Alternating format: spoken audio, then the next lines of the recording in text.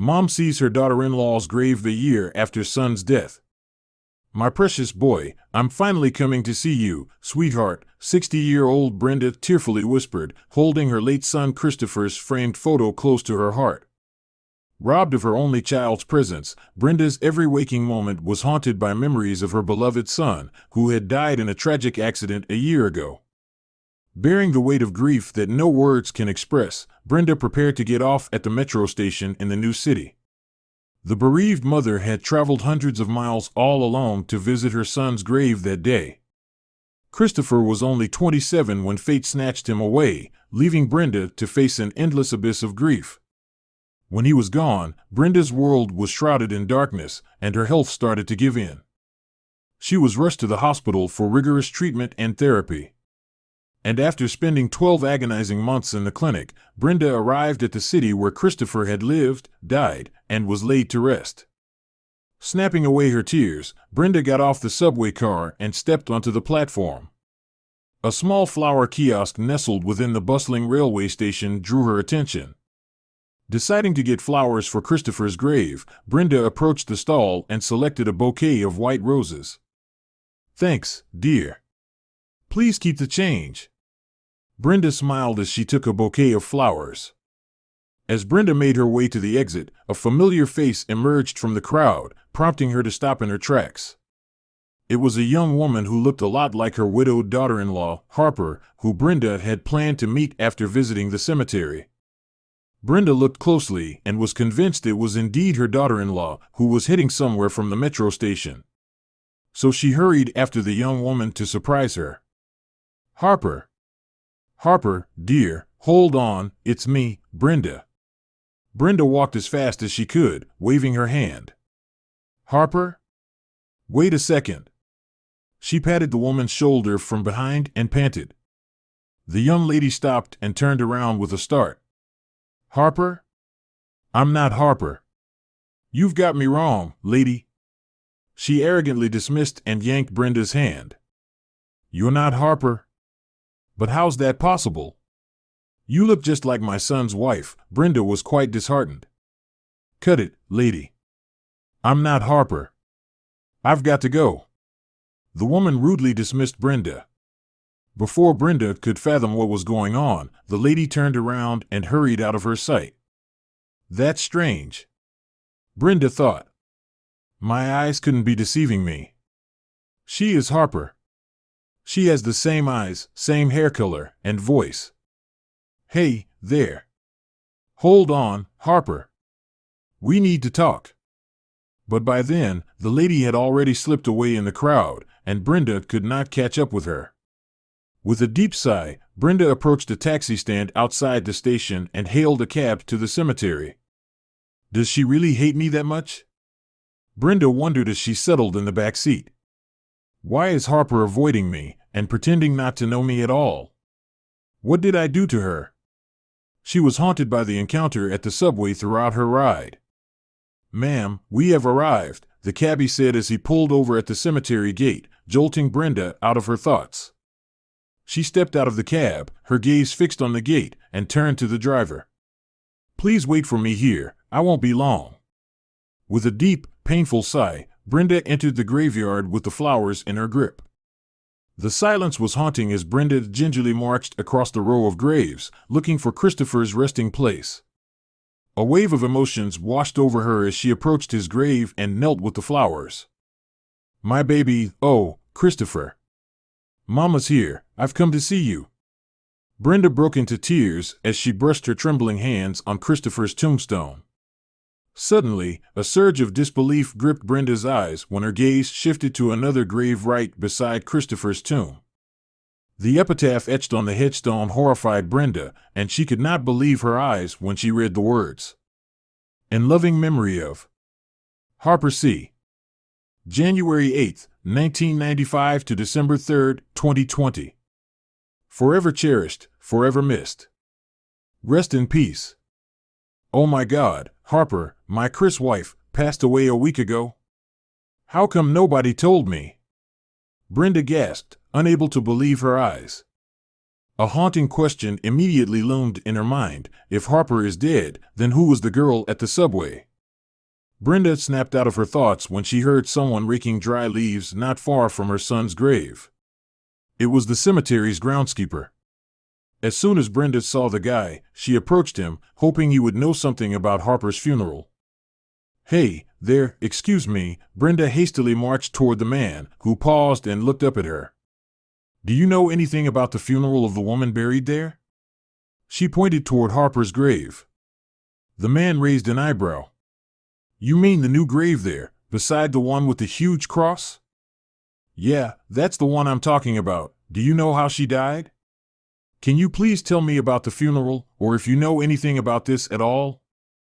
With a casual flick of his lighter, the guy lit a cigarette and sighed, exhaling a puff of smoke into the air. "Oh, yeah. I know that one. The funeral took place last week. It was quite strange." "Strange?" Brenda wrinkled her forehead doubtfully. "Yeah, there were not many people at all. Just the funeral service employees. They simply brought the coffin, buried it, and immediately left after cementing a simple headstone. It wasn't even a proper funeral." "That's weird," Brenda muttered. "Did anybody visit her grave after that? I mean, her friends? Or someone who knew her?" "No, ma'am, not that I know of," the man replied. "I work here all day. My house is nearby. See that shack? That's where I live. I keep watch over the cemetery all the time. As far as I know, nobody has visited that woman's grave." "All right, thanks," Brenda said and turned around. Nothing made any sense to her. Curious to unravel what had happened to her daughter-in-law and caused her mysterious demise, Brenda decided to meet Jake, her late son's best friend and business partner, who lived in the same city. After spending some time at her son's grave, Brenda immediately left for Jake's house in the taxi. "Coming, just a sec." A faint voice echoed from the other side of the door after Brenda rang the doorbell. She anxiously stood at Jake's doorstep and sighed, recognizing his voice. Moments later, the door swung open and Jake froze to the ground. He was caught off guard at seeing his best friend's mother unexpectedly standing on his doorstep and smiling at him. "Mrs. Sutton?" Jake gasped. Brenda nodded with a warm smile. "Hello, dear. How are you? I just arrived in the city this morning, visited Christopher's grave, and thought I'd pay you a surprise visit."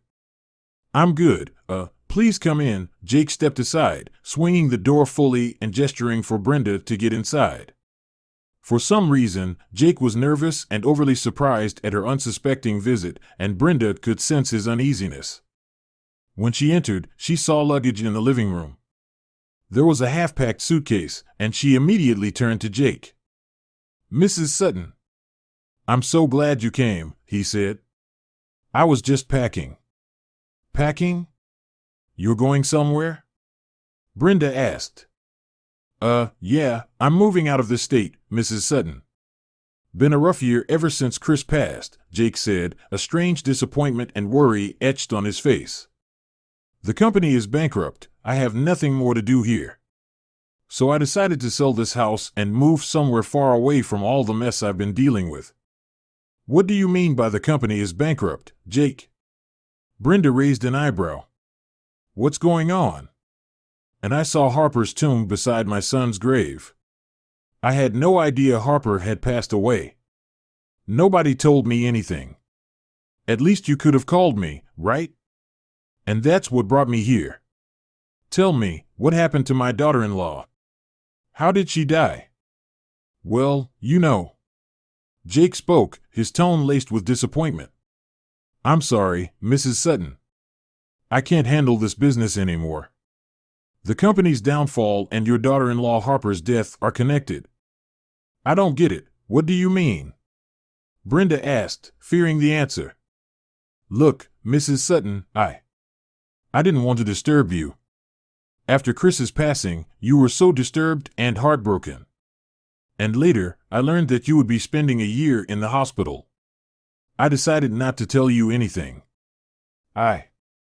I was afraid that your condition might worsen if you found out about the company's financial crisis and what Harper did, Jake said, haunting Brenda further. What is it, Jake? Please, tell me. What did she do? I want to know everything. Jake took a deep breath. Well, after Chris's death, the company was passed to Harper. But she declined to manage it because she didn't know anything about the business. So, by mutual agreement, I stepped in to take over the company's management because I was already Chris's business partner. To be honest, the company's business hit rock bottom after your son's death. We were already on the verge of declaring bankruptcy. That's when Harper stepped in. She suggested finding investors and taking out loans to revive the company, Jake explained. But, you said Harper declined any say in the business, Brenda raised her suspicion. I know, Mrs. Sutton. But we were all desperate for a solution. We wanted to save the company. So we agreed to Harper's idea. But just a week ago, everything fell apart. Harper withdrew $5 million and fled the town. It was the loan money. It was really stupid of her, because the police started looking for her around the city. Brenda gasped in disbelief. Oh, my God. I can't believe this. Harper stole the loan money? She was so furious with her daughter-in-law. It was too hard to accept that her late son's wife had destroyed his hard work after his death. I know, Mrs. Sutton. We never expected her to betray us like this. But she paid the price for her betrayal, Jake added. What do you mean? Brenda grew anxious. Pouring hot coffee into Brenda's cup, Jake then revealed the tragedy that shook that part of the city a week ago. The cops discovered a burnt car that had crashed into a cliff near the woods. It was Harper's car. It was then revealed that on the way, Harper had met with a tragic accident and died on the spot. What? Oh my God. Brenda gasped in shock. The car had burned due to the impact of the collision. The police were only able to recover a completely burned body of a woman with Harper's gold pendant with the engraving H on it. There were charred remains of $100 bills. The rest of the money had burned down completely, and the case was closed as accidental death. Jesus, Harper ruined everything. But wait, what about Christopher's hard work? It doesn't make sense why the company would go bankrupt after he died. I know how my son worked really hard for this company. There had to be some way to save his business. I understand your frustration, Mrs. Sutton, Jake said. Chris's contributions were invaluable. But you see, circumstances spiraled out of control. And whatever Harper did, she paid a heavy price for it.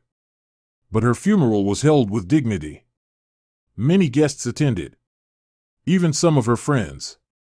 Everyone grieved her tragic death, despite the wicked thing she did to all of us.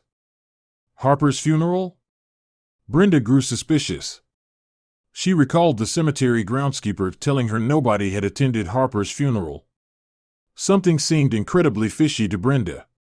Jake's anxiety and restlessness, coupled with his sudden decision to leave the city, fueled her doubts further. When is your flight, Jake? Brenda broke Jake's silence. An early morning flight tomorrow, 6 a.m., he said. Brenda nodded, and a plan brewed in her mind. Well, do you mind if I crash here for the night? She asked. I don't know much about this place. I'm a little skeptical about renting a hotel all alone for tonight. Jake thought for a while as Brenda stared into his eyes. Ah, well, sure, Mrs. Sutton. That's the guest room, feel at home, he replied. All right, then. I'm exhausted, dear. I just want to call it a night. Good night, Jake. See you in the morning, Brenda said as she headed to the room. She put out the lights in the guest room but never slept. Instead, she anxiously waited for the lights in Jake's room to go off so she could set off to find a clue, anything, that could help her connect the dots. Later that night, she crept into Jake's room and found him sound asleep. With a heavy sigh, Brenda headed to the living room, where Jake's luggage was kept. She meticulously rummaged through Jake's belongings. Her hands trembled with a mix of anxiety and fear. What if Jake was pretending to be asleep?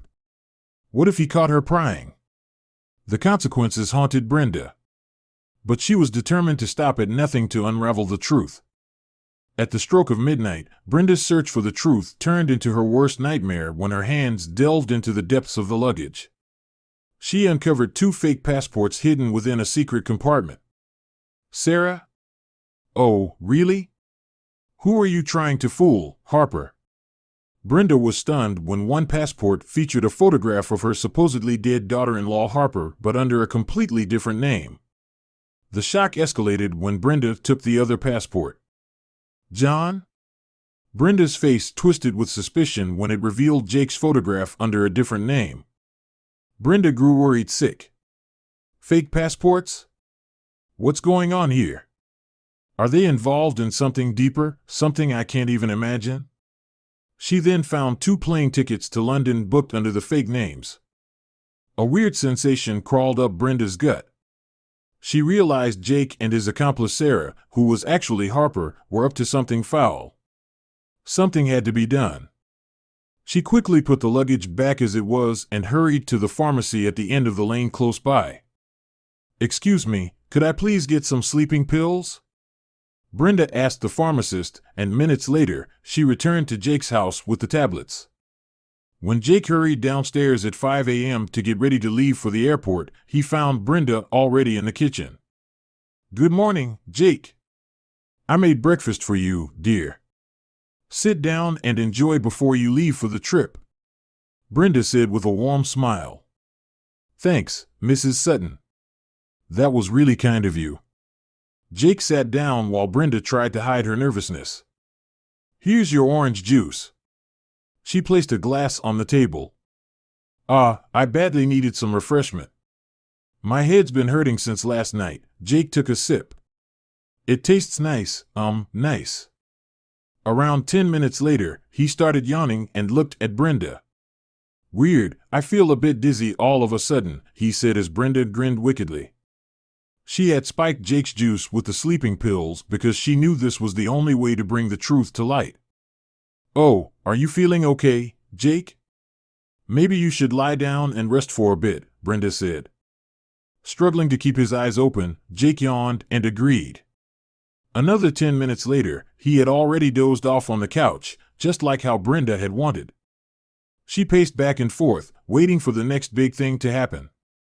"What's taking her so long?" "It's 5:30, Brenda mumbled under her breath. She knew Harper could not fly without a passport and plane ticket. So she kept checking Jake's phone on the table, hoping for Harper to call or text him. Suddenly, Jake's phone rang, shattering the stillness in the room. But the phone on the table was not the one that was ringing. Brenda was puzzled as she listened to the ring intently. It was coming from the pocket of Jake's backpack. It kept ringing endlessly for the 7th time, the caller's name Sarah flashing on the screen. But Brenda never answered the call. Eventually, a message notification popped on the screen. "How could you oversleep, idiot? Have you forgotten that today is the flight to London? I'm getting a taxi and coming to your house right now. Come, I'm waiting for you, Harper." Brenda grinned wickedly as she hid behind the front door, awaiting her daughter-in-law's arrival. Around 30 minutes later, Brenda peered through the peephole and saw a taxi pull up outside. She knew it was time to call the cops. "Hello, I'm calling to report a robbery. Yes, I'll tell you the address." Brenda gave the dispatcher Jake's address and a few other details. "Sure, ma'am. Help is on the way," the dispatcher said. The door creaked open and Harper stepped inside. Brenda could not believe her eyes when she saw her face. It was her daughter-in-law, who was very much alive. "Jake, are you kidding me? It's not the time to sleep. We're getting late. Get up," Harper barked at an unconscious Jake lying on the couch. That's when a familiar voice spoke from behind, startling her. "Are you looking for someone, Harper?" Brenda said, striking a hard blow to Harper's head with a vase as soon as she turned around. A startled Harper collapsed on the floor and blacked out. Moments later, Brenda heard the sirens of cop cruisers outside Jake's house and hurried outside. "Good gracious, officer. Thanks for coming. Brenda rushed to the sheriff. Someone reported a break-in and burglary at this address, the cop said. Oh, it's me. You have to see this. Please come with me, Brenda said as she hurried inside and took the 2 fake passports and flight tickets from Jake's bag. Fake passports? Oh. We know her, but we thought she died in a car crash a week ago, and you are? The officer turned to Brenda. I'm her mother-in-law. She's my late son's wife, Brenda painfully said. Jake and Harper were loaded into the ambulance and taken to the hospital. Later, they were driven to the police station for interrogation. Jake, you can't hide the truth anymore. We have evidence. It's time to come clean. Tell me, where's the $5 million? The detective asked Jake in the interrogation room. But Jake refused to confess. There's nothing to tell you. I don't know anything, he argued. Meanwhile, Harper decided to come clean when she learned her sentence could get cut off if she confessed the truth. We bribed a morgue worker and stole the body of a dead homeless woman. We put the body, along with my gold chain, in the driver's seat of my car and poured gasoline. We set the car on fire, burning the body with it, then we rammed the car from behind, causing it to fall off the cliff to make it appear like an accident. And what about the money you stole? The detective stared Harper in the eye. The $5 million has already been transferred to our new bank accounts. We thought everything was covered, the new passports, the bank accounts, the flight. Jake and I thought we could get away with it. But Harper paused and broke down, burying her head in her cuffed hands.